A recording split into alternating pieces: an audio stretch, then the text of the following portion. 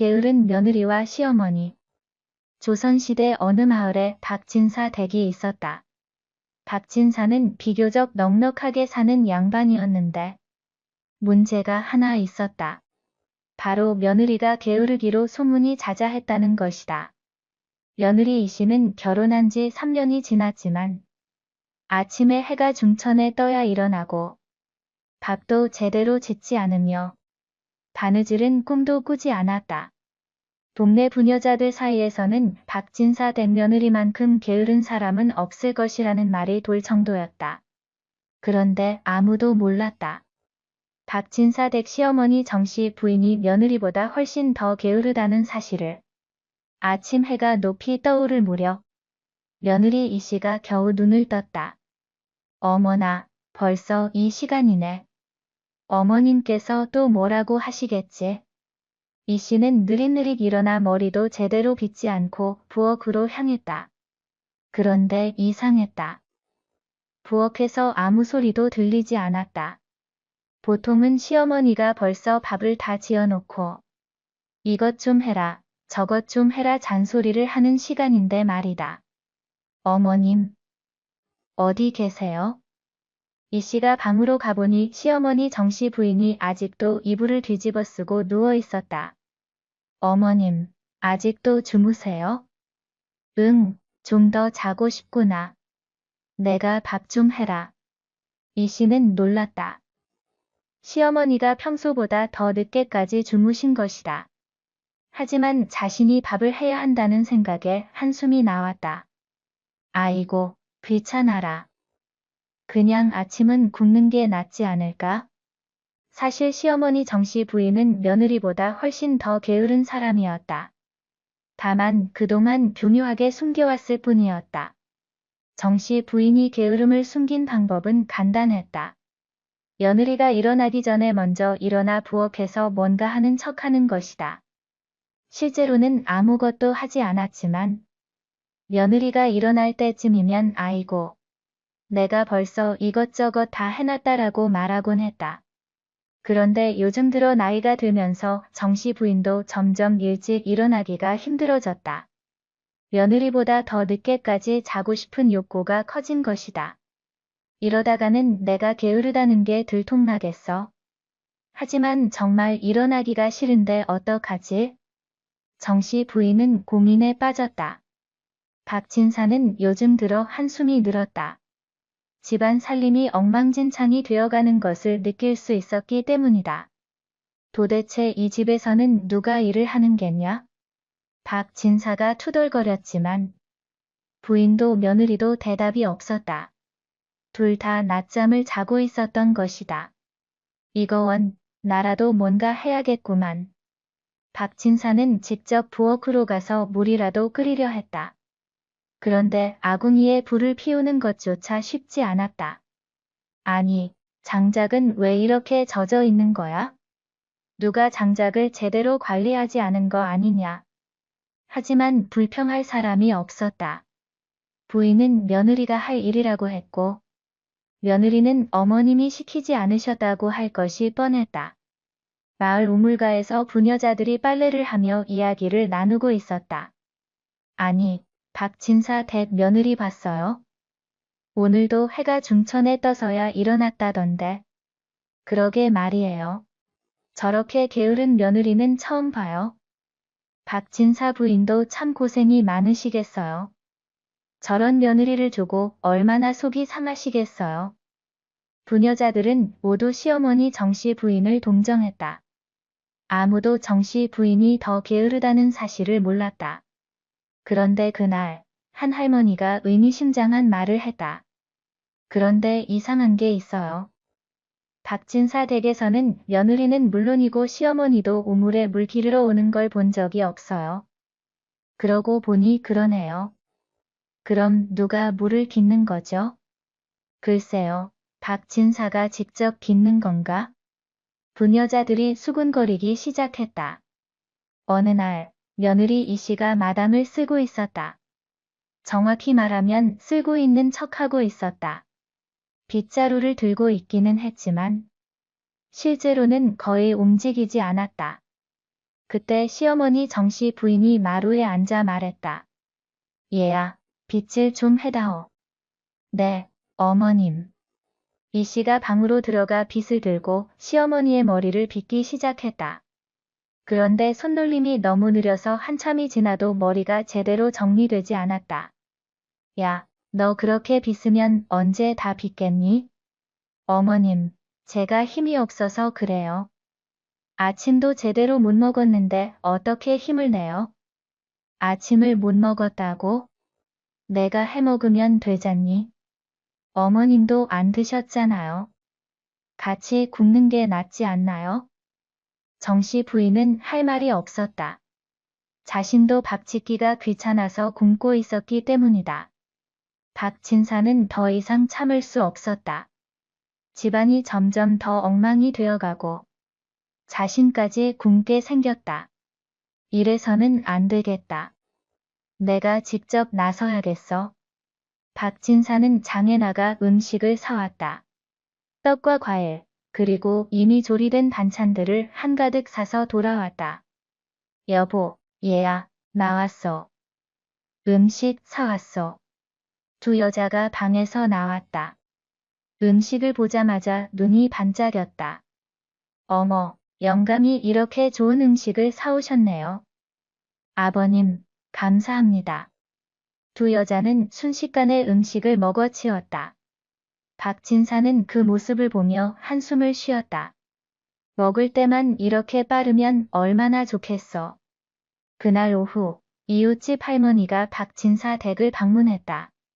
할머니는 마을에서 가장 부지런하고 지혜로운 사람으로 알려져 있었다. 박진사, 계시오? 아, 할머님. 어서 오십시오. 할머니가 안으로 들어와 주위를 둘러보더니 혀를 찼다. 이거 참, 집안이 왜 이 모양이요? 마당에는 낙엽이 수북하고 부엌에는 설거지할 것들이 쌓여 있고 다. 박진사는 부끄러워하며 말했다. 부인과 며느리가 좀 게으른 편이라서요. 게으른 게 아니라 아주 게으르구만. 이래서야 집안이 제대로 되겠어? 할머니가 정씨 부인과 이 씨를 불렀다. 부인, 며느리, 나와보시오. 두 여자가 마지못해 나왔다. 할머니, 무슨 일이세요? 내가 보니 이 집안이 큰일 나겠더군. 그래서 좋은 방법을 하나 알려주러 왔어. 할머니가 두 여자에게 말했다. 당신들 중에 누가 더 게으른지 내기를 해보는 게 어떻소? 내기요? 그렇소. 일주일 동안 누가 더 게으른지 겨루는 거요. 진 사람이 앞으로 일주일간 모든 집안일을 도맡아 해야 하는 거지. 정씨 부인과 이 씨가 서로를 쳐다봤다. 어머님께서 이기실 겁니다. 전 어머님만큼 게으르지 못해요. 이 씨가 자신 없어 하자. 정씨 부인이 발끈했다. 뭐? 내가 나보다 덜 게으르다고? 세상에 나만큼 게으른 사람은 없다. 아니에요, 어머님. 제가 더 게으릅니다. 두 여자가 서로 자기가 더 게으르다고 우기는 이상한 광경이 벌어졌다. 할머니가 빙그레 웃으며 말했다. 그럼 내일부터 시작해 보시오. 누가 더 게으른지 두고 보자고. 다음날 아침, 해가 떠올랐다. 하지만 박진사 댁에서는 아무도 일어나지 않았다. 정씨 부인은 생각했다. 며느리가 일어날 때까지 절대 일어나지 말아야지. 이 씨도 생각했다. 어머님이 일어날 때까지 절대 움직이지 않을 거야. 정오가 되었다. 두 여자 모두 아직도 누워 있었다. 박진사가 답답해서 방문을 열었다. 여보, 아직도 안 일어나시오? 영감, 조용히 해요. 지금 내기 중이라고요. 박진사는 며느리 방으로 갔다. 얘야, 일어나거라. 아버님, 저 지금 이기고 있어요. 방해하지 마세요. 박진사는 기가 막혔지만 할머니가 시키는 일이니 지켜보기로 했다. 둘째 날, 두 여자는 새로운 전략을 생각했다. 정씨 부인이 먼저 움직였다. 부엌으로 가서 밥을 짓기 시작한 것이다. 이 씨는 깜짝 놀랐다. 어머, 어머님이 일을 하시네. 그럼 내가 지는 건가? 하지만 곧 이 씨는 알아차렸다. 정씨 부인이 밥을 짓기는 했지만 너무 적게 지어서 자기 혼자 먹을 만큼만 만든 것이다. 어머님, 저는요? 내가 해 먹어라. 나는 내 것만 했다. 이 씨는 감탄했다. 역시 어머님이시네요. 일은 최소한으로 하시면서도 자기 배만 채우시다니. 이 씨도 지지 않았다. 빨래를 하러 가서 자기 옷 한 벌만 빨고 돌아왔다. 어머님 옷도 빨아드릴까 했는데 너무 피곤해서요. 그래? 그럼 할 수 없지. 두 여자는 서로 상대방의 게으름을 인정하면서도 자기가 더 게으르다는 것을 증명하려 애썼다. 셋째 날, 집안은 완전히 아수라장이 되었다. 설거지할 그릇은 산더미같이 쌓여있고 빨래는 냄새가 나기 시작했으며 마당에는 잡초가 무성했다. 박진사가 더 이상 참지 못하고 외쳤다. 이거 이래서야 사람이 어떻게 살아. 그때 이웃집 할머니가 다시 나타났다. 어떻소? 누가 이기고 있어? 박진사가 한숨을 쉬며 대답했다. 할머니, 이건 도저히 안 되겠습니다. 둘 다 너무 게을러서 누가 더 게으른지 판단이 안 됩니다. 할머니가 빙그레 웃었다. 그렇다면 이제 두 번째 단계로 가야겠군요. 할머니가 두 여자를 다시 불러 모았다. 자, 이제 진짜 게으름을 겨루는 시간이요. 누가 가장 게으른 방법으로 문제를 해결하는지 보겠어. 할머니가 마당에 큰 돌을 놓았다. 이 돌을 저쪽으로 옮겨야 하오. 하지만 가장 게으른 방법으로 옮겨야 하오. 누가 더 게으른 방법을 생각해내는지 보자고. 정씨 부인이 먼저 말했다. 그냥 두면 되지 않나요? 옮기지 않는 게 가장 게으른 거잖아요. 이 씨가 반박했다. 아니에요, 어머님. 아버님한테 옮겨달라고 하는 게 더 게으른 거죠. 할머니가 고개를 저었다. 둘 다 틀렸어. 진짜 게으른 사람이라면 할머니가 잠시 멈추더니 말했다. 돌이 저절로 옮겨질 때까지 기다리는 거요. 두 여자가 놀란 표정으로 할머니를 쳐다봤다. 할머니가 진지하게 말했다. 하지만 그렇게 기다리다 보면 어떻게 되겠어? 돌은 절대 옮겨지지 않을 거요. 집안일도 마찬가지요. 정씨 부인과 이 씨가 할머니의 말을 듣고 있었다. 게으름이 지나치면 결국 자기 자신만 힘들어지는 거요. 보시오, 지금 이 집이 어떻게 되었어? 아무도 살 수 없는 지경이 되었잖소. 할머니의 말에 두 여자가 고개를 숙였다. 하지만 할머니, 일하는 게 너무 귀찮은데 어떡해요? 이 씨가 솔직하게 물었다. 그렇다면 이렇게 생각해 보시오. 조금씩 자주 하면 한꺼번에 많이 하는 것보다 덜 힘들지 않겠어? 할머니의 말에 정씨 부인이 먼저 움직였다. 그럼 설거지 하나만 할까? 정씨 부인이 부엌으로 가서 그릇 하나를 씻었다. 생각보다 어렵지 않았다. 이 정도면 할 만한데? 이 씨도 따라서 빗자루를 들고 마당 한쪽만 쓸었다. 정말 조금만 하니까 덜 힘드네요. 할머니가 웃으며 말했다. 그렇소. 게으른 게 나쁜 건 아니요. 하지만 너무 게으르면 결국 더 힘들어지는 법이요. 박진사가 감격하여 할머니의 손을 잡았다. 할머니, 정말 감사합니다. 이제야 우리 집에 희망이 보입니다. 그날부터 박진사 댁에는 작은 변화가 시작되었다. 정씨 부인은 아침에 일어나서 물 한 바가지만 빚기로 했다. 이 씨는 밥을 지을 때 쌀을 씻는 것만 맡기로 했다. 작은 일부터 시작하는 것이었다. 처음에는 힘들었지만 점점 익숙해지면서 조금씩 더 많은 일을 할 수 있게 되었다. 한 달 후 이웃집 할머니가 다시 방문했을 때 박진사 댁은 완전히 달라져 있었다.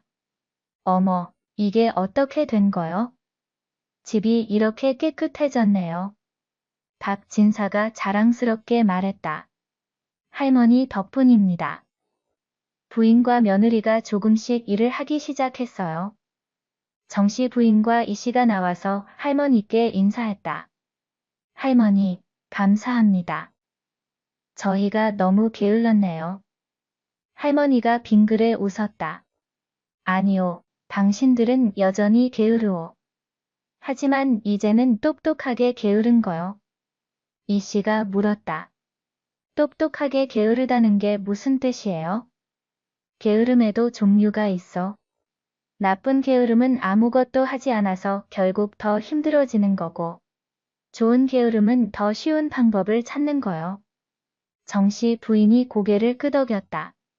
아, 그러니까 일을 안 하는 게 아니라 일을 더 쉽게 하는 방법을 찾는 거군요. 바로 그렇소. 예를 들어, 빨래를 한꺼번에 몰아서 하면 힘들지만 하루에 옷 한두 벌씩만 빨면 쉽지 않소? 이씨의 눈이 반짝였다. 맞아요. 그리고 설거지도 밥 먹고 바로 하면 금방 되는데 쌓아두면 더 힘들어지잖아요. 두 여자는 이제야 깨달았다. 게으름 때문에 오히려 더 힘든 일을 하고 있었다는 것을. 박진사 댁의 변화는 곧 마을 전체에 소문이 났다. 들었어요? 박진사 댁 며느리가 부지런해졌대요. 정말요? 그 게으른 며느리가? 네, 시어머니도 달라졌대요. 요즘은 두 사람이 같이 일을 한대요. 부녀자들은 신기해하며 수군거렸다. 그리고 이웃집 할머니의 지혜에 대해서도 이야기가 나왔다. 역시 할머니는 지혜로우셔.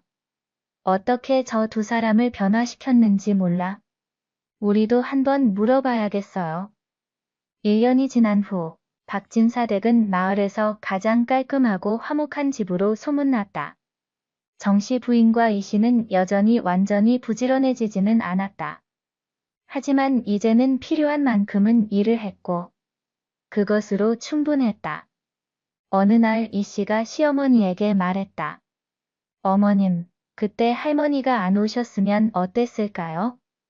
그랬으면 우리는 아직도 서로 누가 더 게으른지 싸우고 있었겠지. 두 여자가 함께 웃었다. 박진사가 옆에서 말했다. 당신들, 이제는 적당히 게으른 게 오히려 좋소. 너무 부지런하면 나도 눈치가 보이니까. 온 가족이 웃음을 터뜨렸다. 그날 저녁, 박진사 댁 마루에는 세 사람이 나란히 앉아 노을을 바라보았다. 완벽하지는 않지만 그래도 행복한 저녁이었다. 들어주셔서 감사합니다. 구독과 좋아요 부탁합니다.